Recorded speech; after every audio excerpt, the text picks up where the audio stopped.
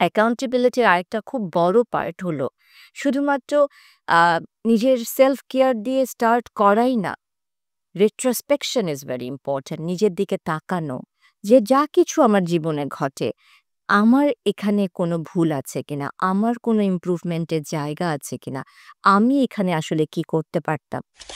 আমরা সারা জীবন যেটা করি আ অনেক সময় যেটা হয় যে ব্লেমিং স্টার্ট করি যে এটা তার ফল। তার জন্য আমি এরকম। আমার চাইল্ডহুড ট্রমার জন্য আমার এরকম।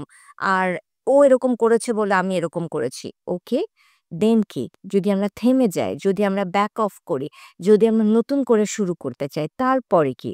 তারপরে হচ্ছে retrospection, নিজের দিকে তাকানো। নিজেকে বলা এটা ঠিক নাই। তোমার এই আচরণটা ভুল। তোমার চরিত্রের এই দিকটা ইমপ্রুভ করা উচিত। তোমার এই ভাবনাটাতে ভুল আছে। এই জিনিসটা আ আমরা অনেক সময় খুব কনসিয়াসলি করি না।